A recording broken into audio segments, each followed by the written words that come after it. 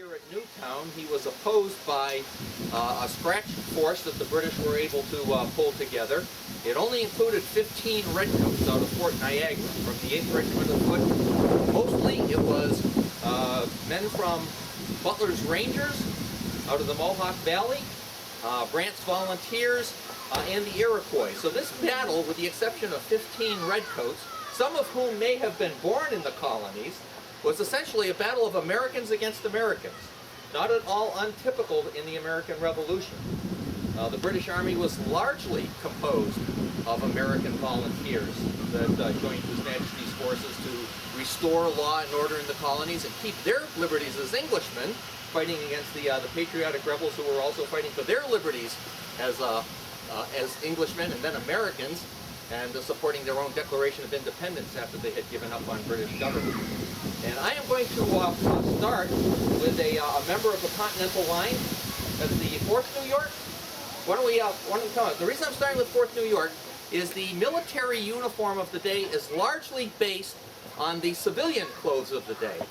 And in extreme circumstances, Continental Army specifically, a lot of times the men provided their own small clothes, and they were lucky if they were issued a coat.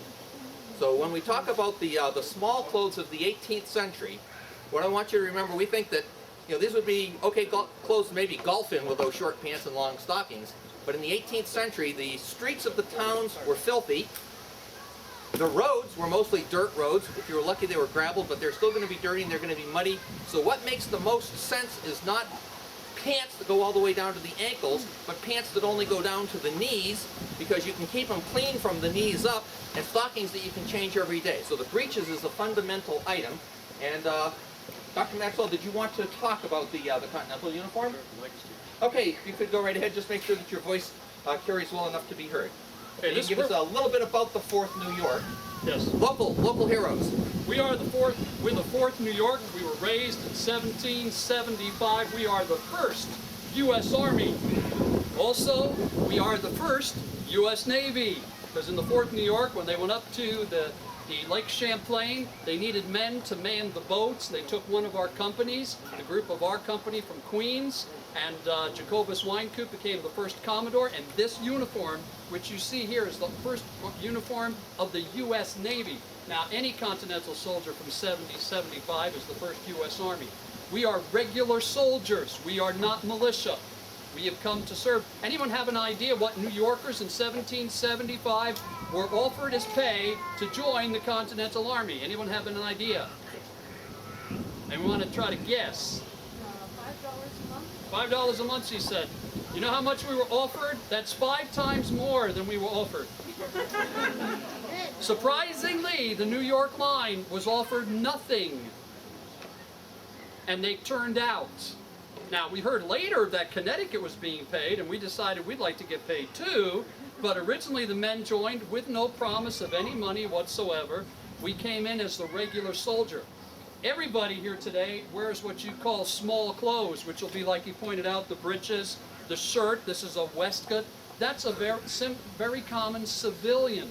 Now, we are wearing more military issue made out of a Russia drilling. It's a particular type of linen, and it's a military type. And the coats, though, this is what really distinguishes the Continental soldier. If we take these coats off, you're not going to be able to tell that we're civilians, except for something about our hats.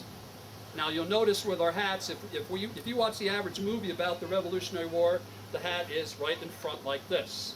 Okay, obviously that is not a regular soldier who drills, because when you put your musket up, you end up with this. So we just wear our hat off to the side like that. As regular soldiers in the Continental Army, the thing that if I had my coat off, you could still tell I'm a regular soldier by the cockade and the button. Now, there are some militia that will have those, but generally, if you're a regular soldier, you're supposed to have these. These tell us apart. You may look at us and say, wait a minute, black and white in the same unit. Yes. In the Revolutionary War, there was no line on the muster roll for your color. Native American, black and white, all served together, and as the war went on and they were paid exactly the same. Unlike the Civil War, black soldiers were not digging ditches. In fact, at Yorktown, it was estimated that 20% of the Continental Army was black. So if they served side by side, they would enlist, whether freed. Most of them at this point would have been freed black men enlisting. Some would take the place of an owner because there was slavery in New York State. My wife's folks were from Towanda, Pennsylvania, not far from here, and some of them had slaves in this area. That was not uncommon. So you may not think you had ancestors like that, but you may have. The coat here is not made with a straight arm. It's actually made, fashioned to you at this angle, because a gentleman, according to the etiquette of the day, the words actually said this, did not walk around like a monkey with his arms hanging by his side. So you would keep your hands up in this position, near, if you were the sword, or around, you may have them behind your back. You would stand maybe with your foot out like this, but the coat is made in this type of a position. It's not made straight, it's made to stand like that. The thing that tells the different New York units apart, there were different colors. New York City was the first New York. They were issued a blue uniform faced in a scarlet. The second New York, which was out of Albany, was given a blue uniform faced in crimson. The third New York, which was on the west side of the Hudson River, were given gray coats faced in green. And the fourth New York, which was the east side of the Hudson River, were given gray coats faced in blue. So as a commander, I can look and tell where they were from. As the war went on, that geographic distinction changed, but you could tell where people were. Now, of course, we have the best looking of the New York coats, the gray faced in blue. These colors later went on to become the colors of West Point Military Academy. They also, the commandant at West Point later took these colors, this color south with him. His name was Robert E. Lee. And this color was then renamed Confederate Gray, and the blue is Federal Blue. This is the color of the U.S. Army's blue color. So our colors stayed that way. It also became the colors of the best team in baseball. Though currently, they're not in that position. And it also became the colors of the New York State Troopers later on. So this blue and this gray has a lot of history. The 4th New York was here. By the time we got here, some of the men may still have had these. Unlikely, they probably wore out. By the time we got here, we were wearing a coat very much like this, except white with red facing. Now you may wonder when you see with a white, wouldn't a white coat stand out? You'll be surprised. I've been amazed. We fought a battle against him in Charleston earlier for doing some filming for the History Channel this year, and there was a group of us in the woods, and they came around us, and I was amazed. You could hardly see you. I don't know what it is about red, but there's something I've learned from camouflage that they say it actually disappears in the woods. But this is the uniform we would have. We were issued, we had either 2 different muskets, which you'll see here today, put them next to each other. You'll see one looks like the daddy and one's the baby. This is the first model Brown Bess. This is the gun that is used by a lot of British troops. It is the gun that is used early on in the war by New Yorkers.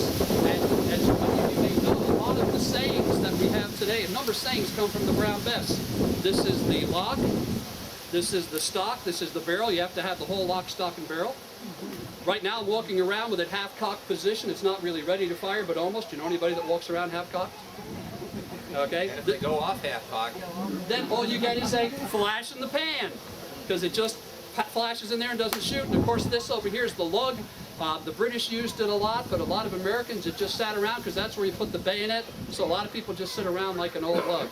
This was the first model Bess used in the French and Indian War and by early New York troops. Later on, they go to this, which is actually this would have been a more advanced for the British. The second model, it was unusual for a New Yorker to have one of these, but it's a shorter, more slimmed down version, still the same caliber, lighter weight, easy to manage.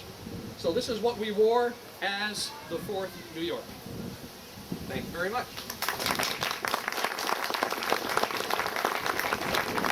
So if you're walking down the streets of Boston or you're walking down the streets of Philadelphia and you run into John Hancock or Benjamin Franklin, they're going to be very much like that. Buckle shoes, stockings, breeches, does that make sense on the city streets? A waistcoat to protect the shirt, a coat over the whole thing, and a handsome hat. So when you enlist somebody in the military, they expect to be dressed well, but they also expect to be dressed in familiar clothing. Now, the uniforms of the Continental Army, if you can imagine, 1775, the British march out to Concord to take away the powder and cannons that the militia have hidden there. The militia turn out in droves. As militia, they turn out in whatever they were wearing when they got the call, Minutemen. But they form an army after they chase the British back to Boston. The militia stays turned out. Washington is sent up. Other states, other colonies send their troops. Suddenly there's an army there.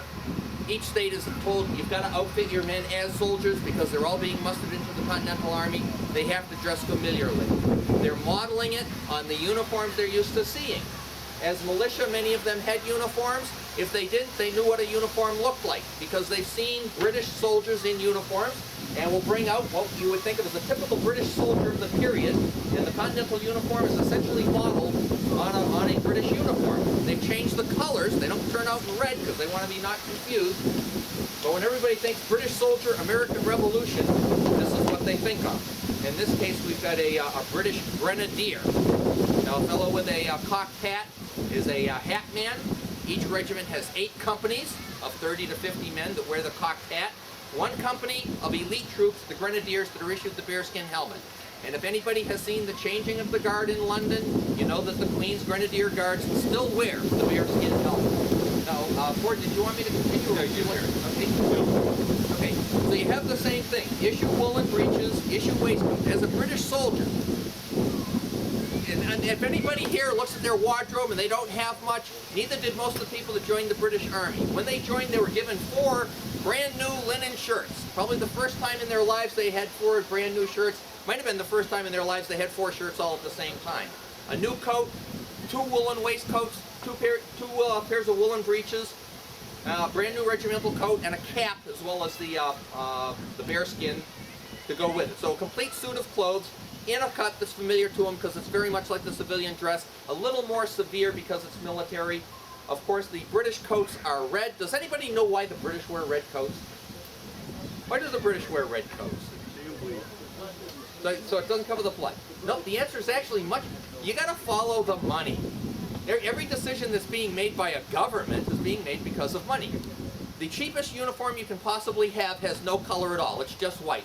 The French Army has already taken that. So to be distinctive from the French Army, you have to have a colored coat. The cheapest color you can buy in the 18th century is red. It's called turkey red. It's made from madder root. It's a root that grows in the ground like potatoes. It's incredibly cheap. It's the cheapest coat you can buy that actually has a color. So that's why the British wear red. And it's not bad. Dawn attacks, dusk attacks, you can't see it. That's why they stopped painting fire engines red. And in the woods, it's hard to see.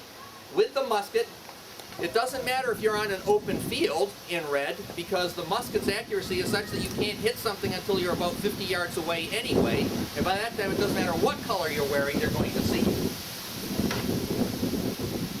Some of the things that are distinctive with the grenadier is he's wearing what's called high gaiters. It's like, oh, there's a reenactor, doesn't have boots, made of some kind of silly looking boot. That's actually a garment. It's a painted linen canvas, and it protects the woolen stockings. So when you're going to a field, you don't get burdocks and stuff in your stockings. The leather pads worn over it are so that when he kneels to fire, it protects the knees of the stocking. Very, very functional garment. If you turn about, he's carrying a sword. That's a distinction for the grenadiers. The grenadiers all carry swords, even the lowliest private. In other companies, only a sergeant would carry a sword as a badge of rank. Grenadiers carries a badge of rank. He has his haversack in his canteen. The haversack is where he carries the 6 days of rations that have been issued to him. So he always has his food with him. Canteen will have water in it, but it's water that's been cut with rum. Soldiers are issued a pint of rum a day. Not because you have to keep them drunk in order to keep them in the army, but where the water is coming from, you know, we don't know why, but we know when people just drink water right out of the nearest pond or the nearest river, they're likely to get sick. But we know if you mix rum with it, whatever's in that water mysteriously dies or goes away, and the soldiers stay healthy. So the rum is mixed with the water to make the water potable, safe to drink. He has a cartridge box. Also, on the British soldiers, which you didn't see on the American uniform, you see lace around all of the buttons. It's fancy to say, ooh, somebody is spending extra money to get the coats nicely laced. Couldn't be more wrong. Lace is cheap, and if you put lace around the buttonhole and just sew around the lace, you don't have to work the buttonhole, which is a lot of labor. So the Army isn't going to pay some tailor in London to put 42 buttonholes on this coat when they can reinforce a slit buttonhole with just putting a piece of lace around it. The lace is distinctive. Only this regiment, the 64th, has a lace with a black and a red stripe. The buttons are marked with the regimental number, cartridge box is marked with the regimental number, crest is marked with the regimental number, and as with the 4th New York, every British regiment has a distinctive set of colors for the uniform. The 64th is the only regiment that served in the colonies that wore black trim on the coat. I'll show you another example of a regimental coat that's got a different color trim. So even at a distance, I know right away what regiment this fellow belongs to. Thank you. Grenades? Oh, sure. Turn to the side again. He's pointing out another distinction. Grenades put on the tails of the turnback rather than hearts. Again, symbolizing he's a grenadier. There are a lot of individual details that go with it. Why grenades? Well, the word grenadier comes from grenade. Their job, up until this time period, was to throw grenades. And that's why they needed the largest, strongest men in the regiment, because their job was to hurl grenades. They would light a match on. Has anybody seen what an 18th century grenade looks like? Raise your hand if you know what an 18th century grenade looks like. And everybody's hand should go up, because if you've ever seen a cartoon with the cat and the mouse, those little black bombs with the fuse on them, they're still putting them in the cartoons. That's an 18th century hand grenade. It's come to symbolize what a bomb should look like. I got a question. Yes? How do they do their laundry back then? The laundry, not surprisingly, you step down, is done by women. And for every company in the British Army of 30 to 50 men, there would be 6 women that are officially part of the Army. They have to be married to the privates, and 2 of them have the job of being laundresses. Every Wednesday, he takes off all of his small clothes, shirt, waistcoat, breeches, stockings, turns them over to the laundress. By Sunday, he gets them back and he changes clothes again. So twice a week, they change clothes. That's how long it takes to do the laundry. The money for the laundry is deducted from his pay, and it's paid to the women. They'll actually make more for doing the laundry than the soldiers get paid. British soldier doesn't get that $1 a month that the New York people get. He gets paid 8 pennies a day. Okay? Now, that's how we start out. 1775, 1776. Boston, New York. By 1777, we're starting to move the war down to the Philadelphia area and the Burgoyne expedition. What material is their coat? The coat is entirely wool. And that's true for almost all the uniforms. They're either going to be wool throughout, or you'll have linen mixed in. So it'll either be wool or linen. So if we could have the American Rifleman, let's get the early war Rifleman. Forward? Okay. Hold. Lift the face. Now the Rifleman Come to your order. kind of depicts, everybody knows about the Continental Line, but you always say, well, you know, the reason we beat the British is because we had these marvelous riflemen, and they picked the British off left and right, and the Rifleman is dressed the way we think that you should be dressed in order to fight a war in the 18th century. You got these silly British dressed up in all their European clothes, and of course we're all woods and everything here, so you need to be dressed properly. So you want to talk about the Rifleman? I'll do Okay, so we'll talk about the Rifleman's clothing, and then we're going to go to the British again, because the British made some adaptations based on it as well. Go ahead. Well, what you're seeing here is you're seeing 2 types of clothing that are being worn by the American Rifle. The first clothing that I'm wearing and Steve is wearing here is the early years. We were part of von Ottendorf's corps. Ottendorf was a Prussian officer who came to America like many other officers. They came to America and said to Washington, we will help to fight for your American cause. Your cause is great, and we want to have an army within your army. So that's the whole key. It's an army within your army. Basically an independent army that's working along with the Continental Army. So we were recruited as a Captain Seelan, or Selin, depending on what part of the state you're from. He's the person that founded Sealands Grove, Pennsylvania. He was Company 2, had Company 2 in von Ottendorf's corps. Now we have a sordid history, because not only was it von Ottendorf's corps, but then we were shortly after that under the command of Charles Armand, and then after that we went on our own and became a totally independent company. So at one point we were actually in a major corps of many men, and then after that we just moved off into our little independent group, which we'll see later. This is the coat that was worn. It's what was considered a Philadelphia coat of the time of 1777. We know that Ottendorf and Captain Selin petitioned Congress for money to raise their forces. Sellon's company was basically composed of Pennsylvania Germans that wanted to fight for the American cause. They rather join a German. Captain Sellon spoke fluent German, he spoke French, and he spoke English. The Germans in Pennsylvania would prefer to go with someone that spoke their language than to go with a continental officer that just spoke English.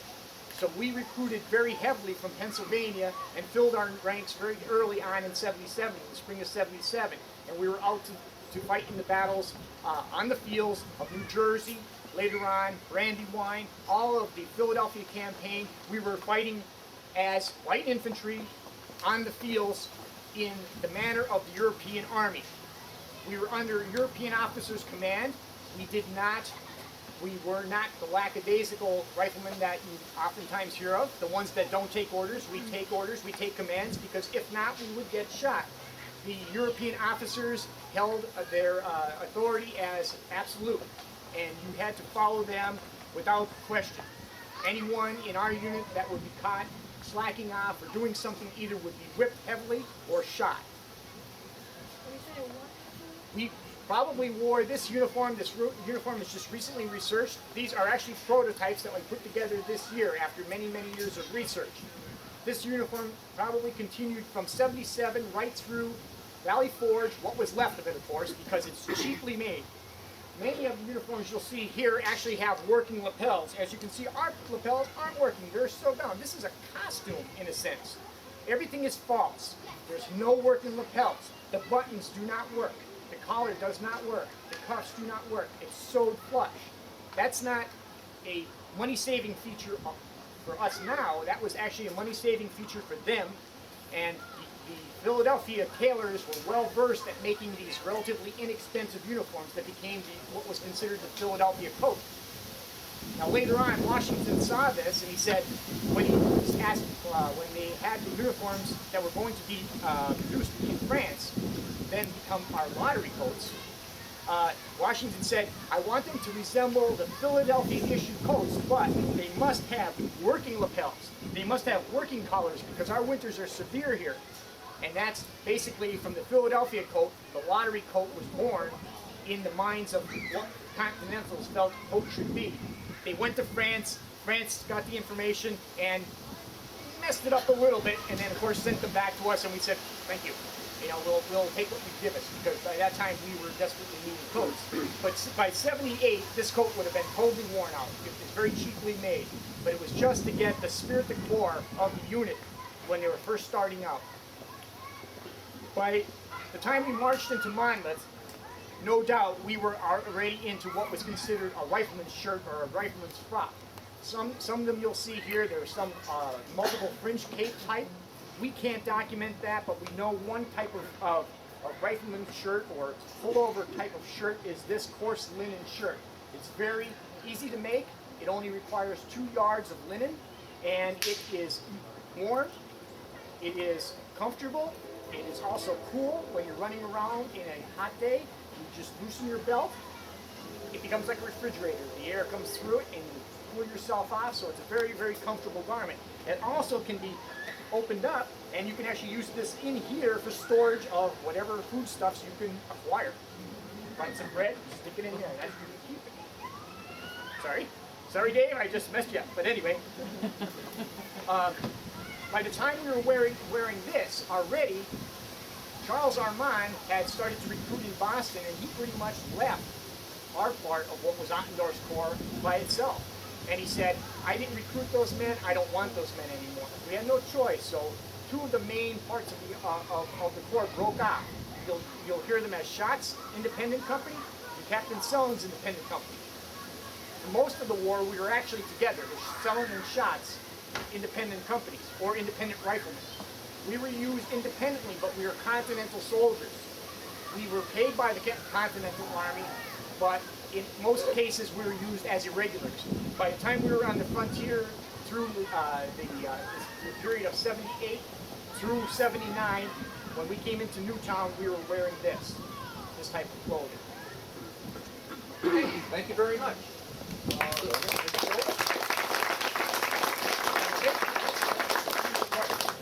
So in North America, that's the type of clothing that starts making a lot more sense.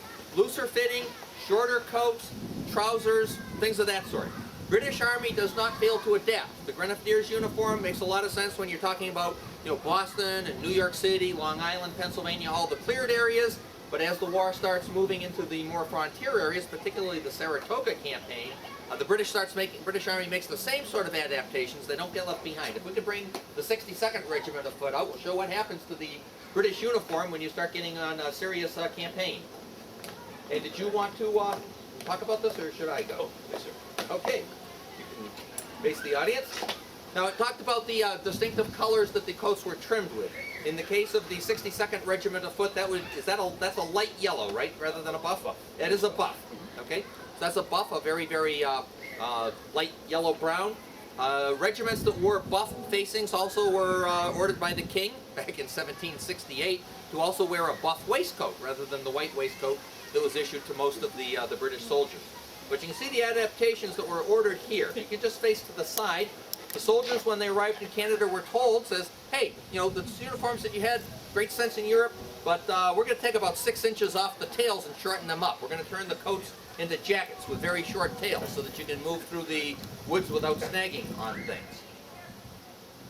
The cocked hats were cut down and cut up to make small helmets rather than hats. Again, you don't want to be going through the brush with a big thing that's going to knock your hat off every step of the way. Nicely trimmed, often with horsehair. Oftentimes with a regimental badge on the front. Again, it's still a uniform. You still have to have the esprit de corps, and your hat shouldn't look like anybody else's. It's called a Burgoyne cap, but every regiment trimmed theirs differently so that you could tell at a glance and at a distance what regiment the soldier belonged to. Now, many of the soldiers by 1777, even in Pennsylvania, instead of the breeches, they're starting to be issued trousers, which I'm wearing a pair. Linen, it washes easily, it wears well. Many of the soldiers on Burgoyne's campaign were also issued with trousers and wore them frequently. They didn't throw the breeches away, they were still in the knapsack, so you'd still wear the breeches and stockings at times that they were appropriate. Anything else distinctive about the uniform? Yes, sir, if I may. Yes. Soldiers in buff-faced regiments were supposed to have not only buff-colored waistcoats, but also buff-colored breeches. It was kind of a specific affectation for buff-faced regiments, rather than the white, as other regiments had. But when Burgoyne was going to set off on his campaign from Canada in the year 1777, when he's attempting to get to Albany, he had all of his men take their old worn breeches, because the British soldiers in his army had not gotten their new issue. Those clothes had been captured by John Paul Jones a few months earlier. He had all of the soldiers get rid of their old wool breeches and replace them with ones cut out of, quote, the old tents. Tents in the British Army were made of a material called Russia sheeting, which is a hemp-based linen canvas. So rather than us having wool breeches with that buff coloring, now we have to wear white-colored breeches because they would have been cut from the old tents. There's a really neat detail about our uniform in particular that we get to wear in the 62nd Regiment. Very lucky for us, our Sergeant Major, who unfortunately for him was captured in the First Battle of Saratoga, wrote a series of letters to a friend of his in England. And it's a great series of letters back and forth, because the friend of his in England was asking him questions about the British Army. You know, what was his duty as Sergeant Major, for example? And you met Horatio Gates while a prisoner. What did he look like? And this Sergeant Major, James Green was his name, talked about it. He also said that during Burgoyne's invasion of New York from Canada, when Burgoyne's army got to Fort Ticonderoga, his regiment, the 62nd Regiment, was left behind to garrison that post. And while there, they found that there were a lot of rattlesnakes in the Ticonderoga area. And British soldiers in Burgoyne's army were absolutely fascinated and terrified by rattlesnakes. Many of them, the snakes would be killed. They boil them and eat them. They made food out of them. He also said that the soldiers of his regiment would skin the snakes and wrap the skins of the snakes around their bayonet scabbards.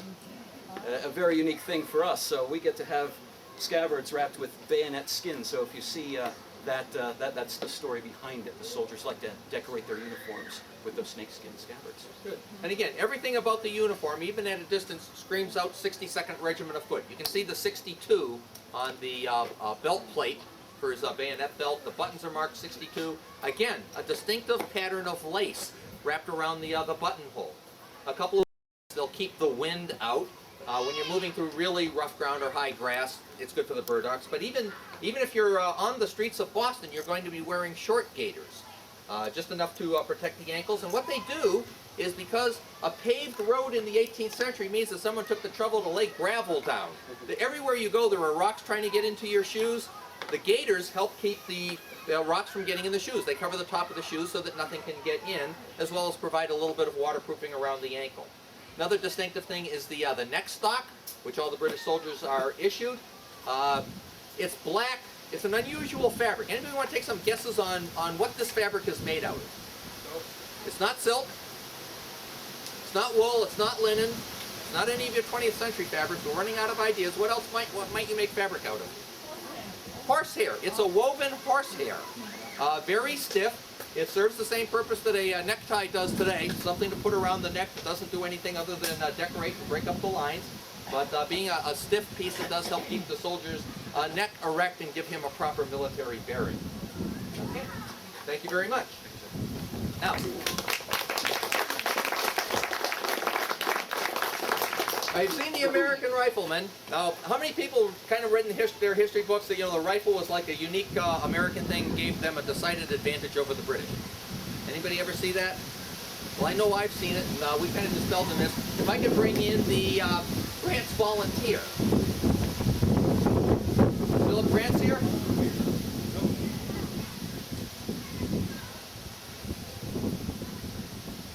Okay. This is a Native American warrior. Did you want to talk, or shall I? Okay. Joseph Grant was a Mohawk warrior.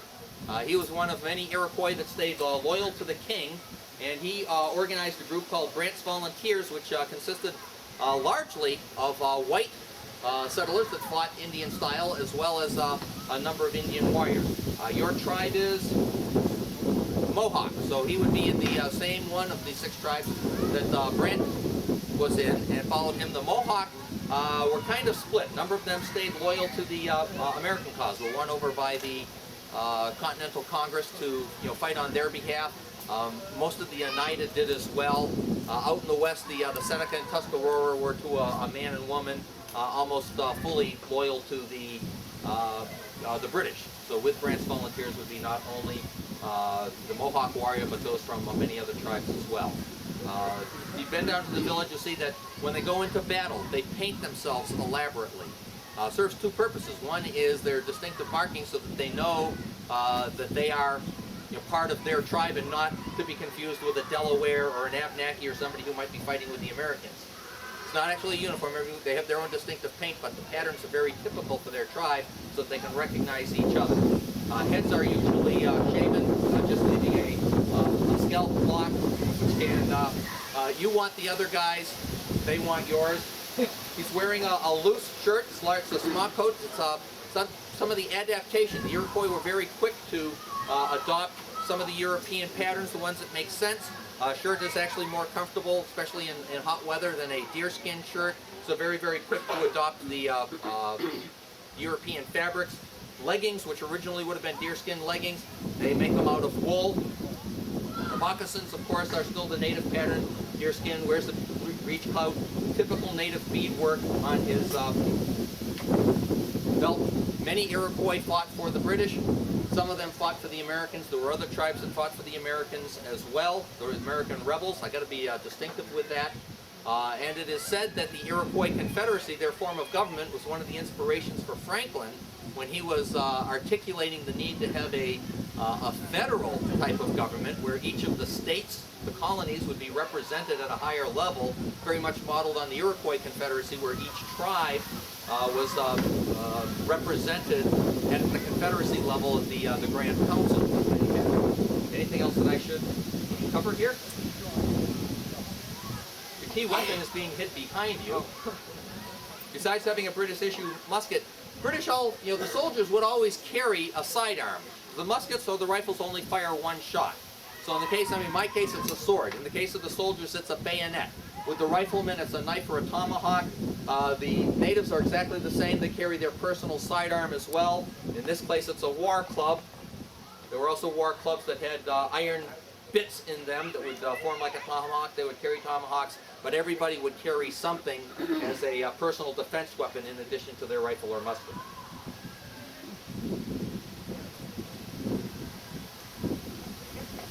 Let's bring out Queen's Rangers. No, I said I had to be careful about talking about Americans and distinguish that they were rebel Americans. Has anybody been to Canada lately, like Toronto or Ontario?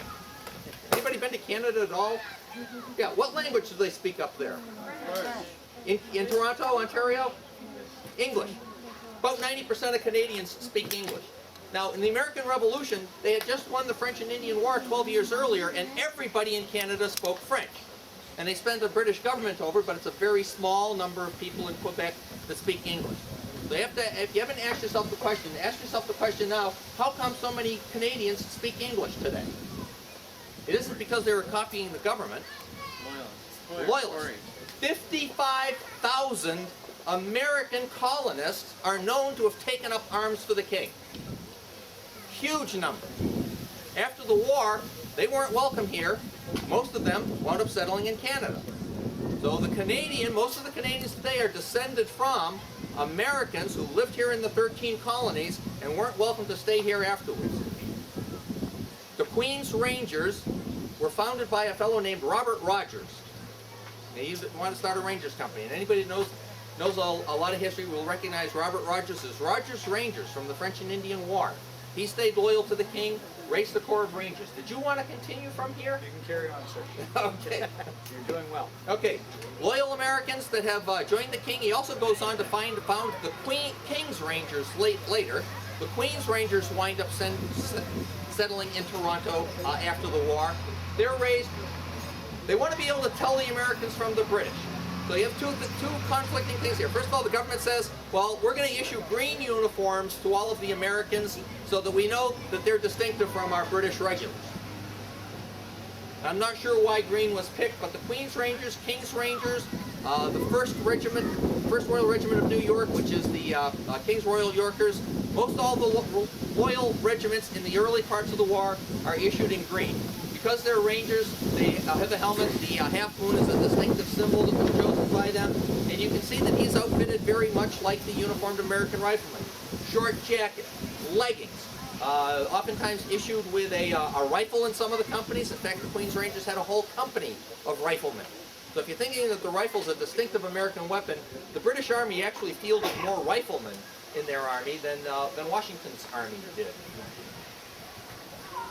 The blue facings, any of the royal regiments are given blue facings. So blue facings are adapted here. Most of the regiments that are raised by loyal American, I'm going to call them aristocracy. They tend to be wealthy men. They're raising, like John Johnson, who's Sir William Johnson's son, the Delancey family. I mean, they're raising regiments.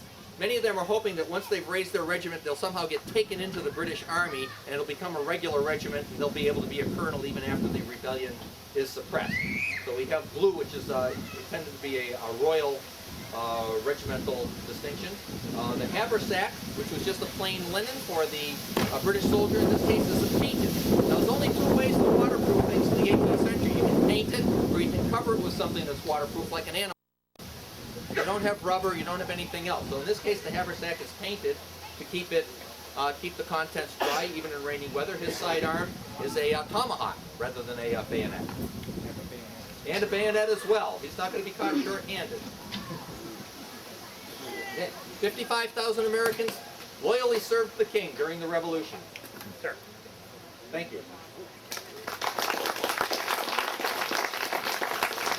Now, riflemen are valuable because they can skirmish at long distances.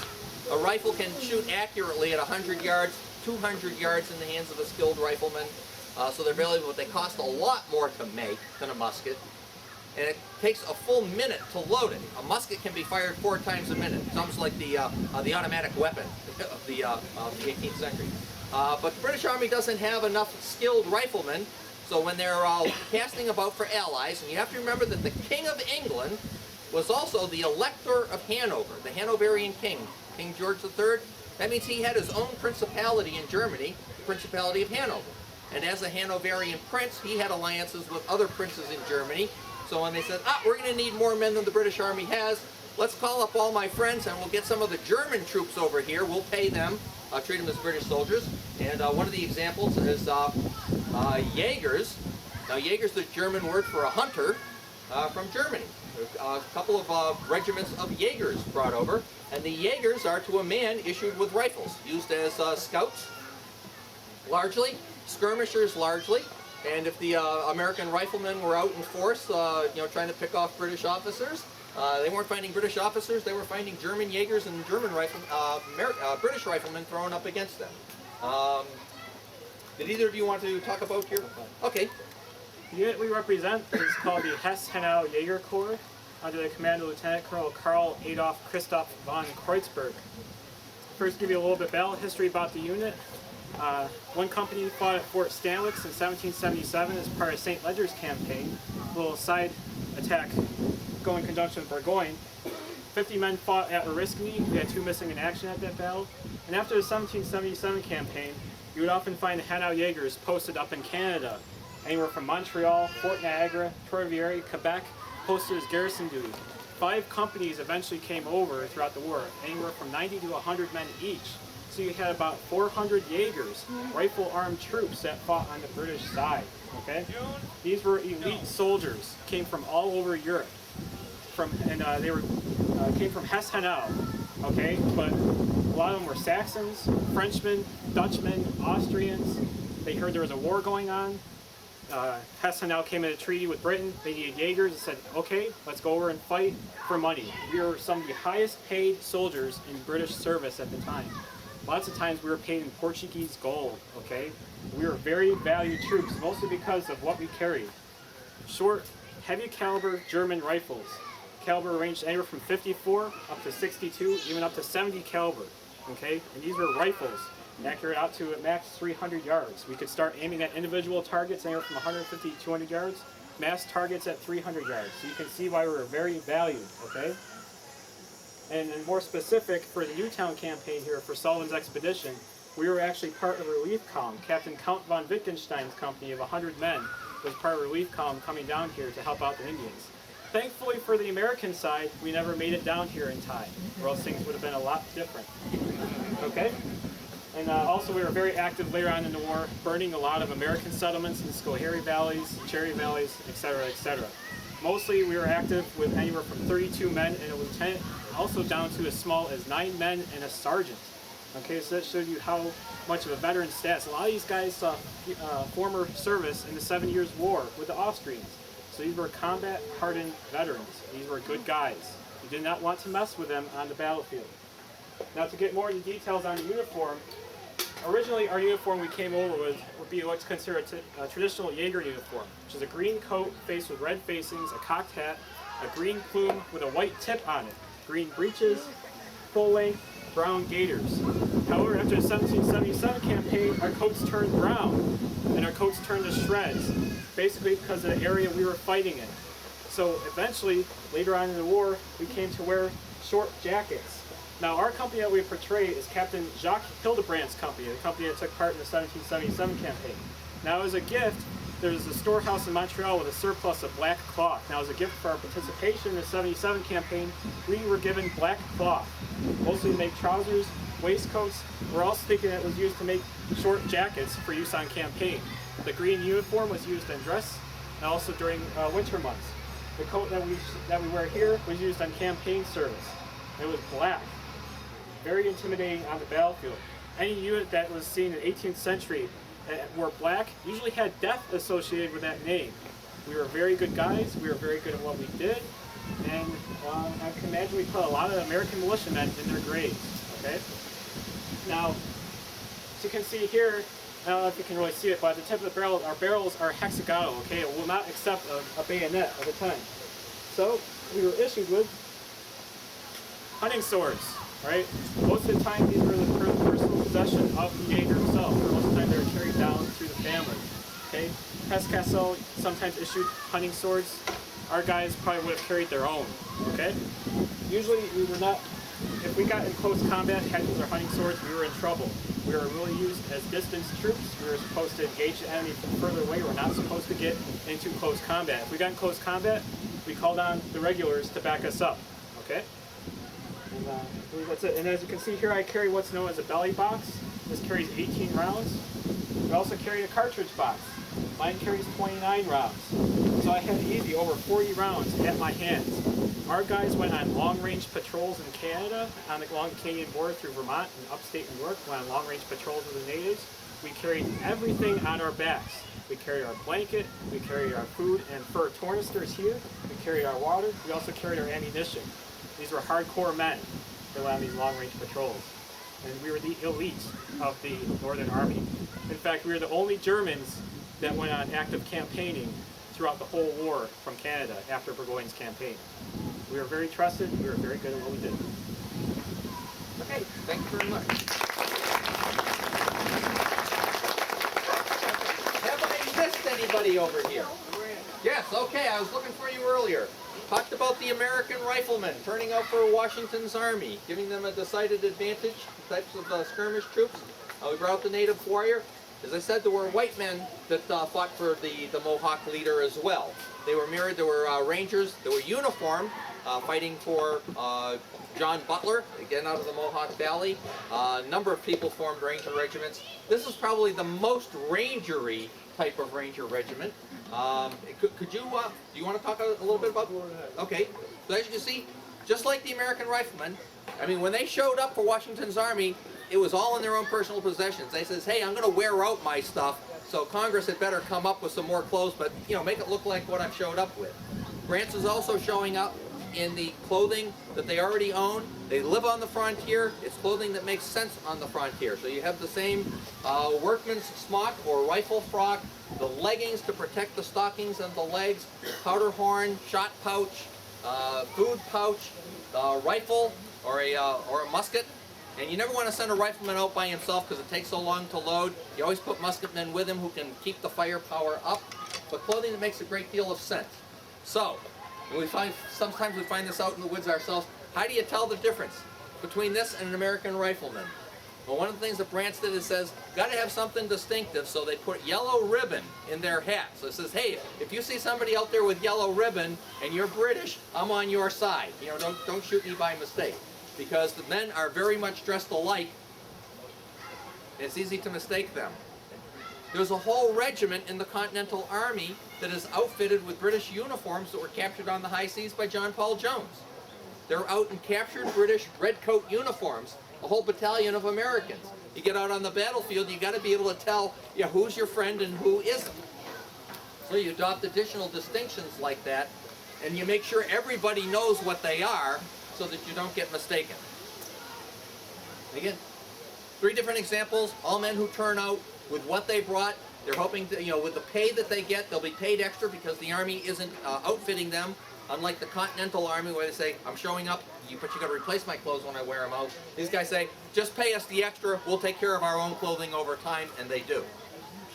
And it's always a mix. They're working the frontier, ranger companies, white men that have grown up on the frontier, working side by side with Native Americans that are also staying loyal to the king because they don't trust the Americans. How wrong can they be? They think if they lose, the Americans are going to take their lands and move them to some reservation out in the far west or something. So they fought for the king because they're pretty sure that that's what's going to happen if the Americans win. So they want to keep saying, we like living here in our lands in New York State. We'll fight for the king will protect us. When the treaty comes, the Americans won't get our land. Battle of Newtown, that's kind of the turning point. If the British, the loyal Americans that fight here side by side with the natives that are defending their villages against this army of 5,500 Americans that have come up to burn out the Iroquois, if they can turn them back at Newtown, how many of you are from Elmira? Okay, Elmira is a Canadian city under that scenario because all of this part of New York stays part of Upper Canada, and you're all say, yeah, I'm Canadian, eh? Okay, so it's because the Battle of Newtown is won by the American Army and the Iroquois lands are left essentially defenseless. The British fallback position is almost to Rochester, but all of the Seneca and other loyal tribes of the Iroquois, all up and down the Finger Lakes, their villages are burned out. massive amount of refugees to the Fort Niagara. Worst winter in decades going on. The British can't feed them all. They die in droves. The Iroquois power is essentially broken. This part of New York State becomes part of the independent American colony, the independent American state of New York. Otherwise, you're all Canadians here today. Okay. Anything else?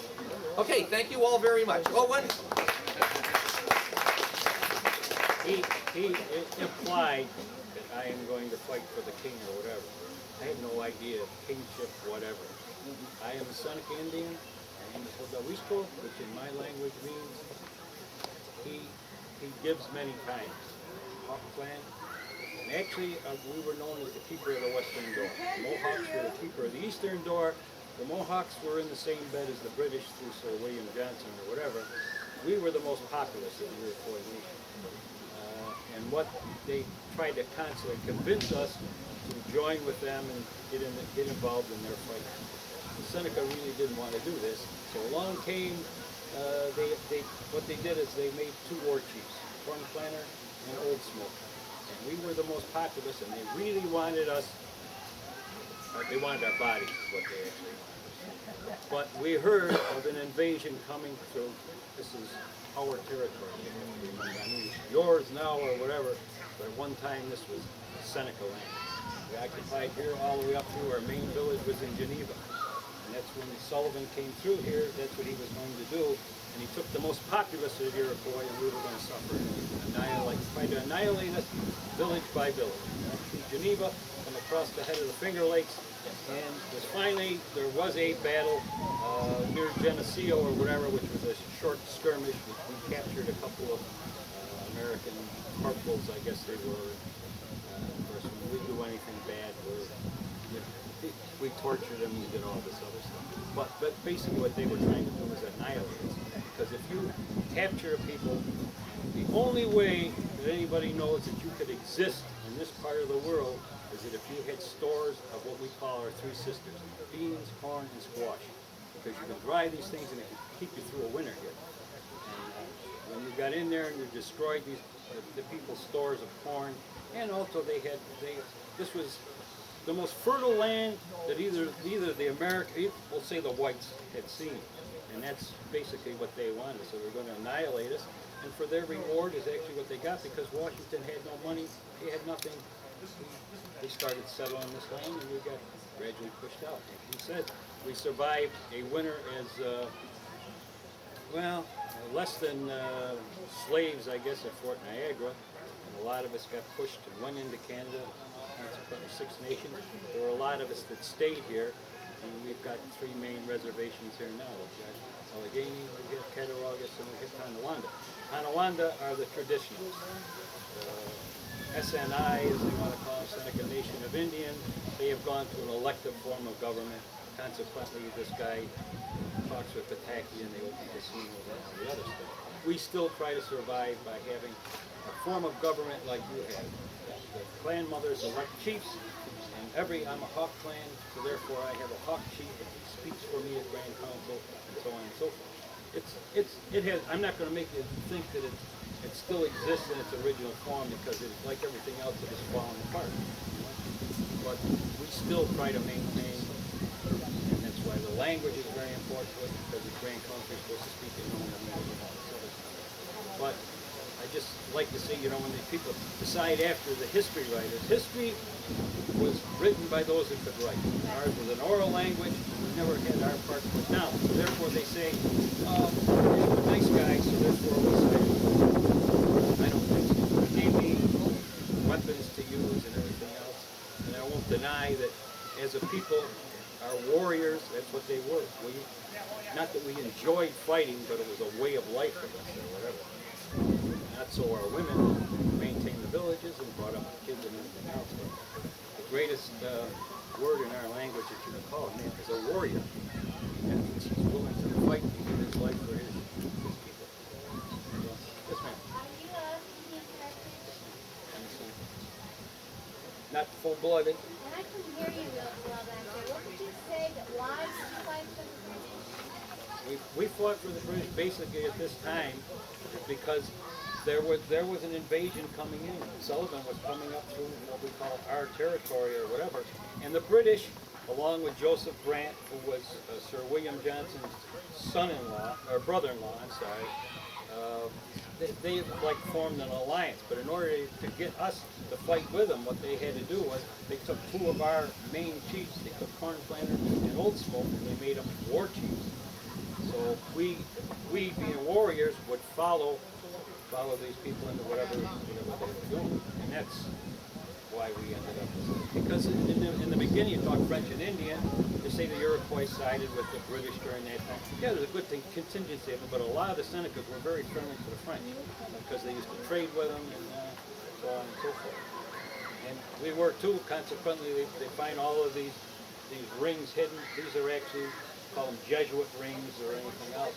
They brought these things in here because they knew our people liked them. And basically what you'd have to do is go to religious classes or catechism classes or whatever. So we would go to get the rings.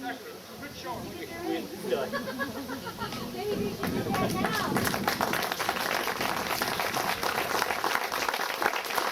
So our native brothers are fighting side by side with the Americans that have stayed loyal to the king and with the British regulars. So from our European perspective, they're serving the king as well. But as you hear, even a British soldier joins the army is doing so because he can earn more as a soldier than he can as an unemployed itinerant worker in London. This is to his economic advantage. Native Americans, yes, they might be fighting side by side with us, but they've turned out to defend their homes because there's an American army that's coming up to burn out their homes and destroy their families and their land. Do they care about the king? Probably not as much as we think they do. Do they care about defending their homes? Absolutely. Okay, that concludes our program. I thank you all very, very much.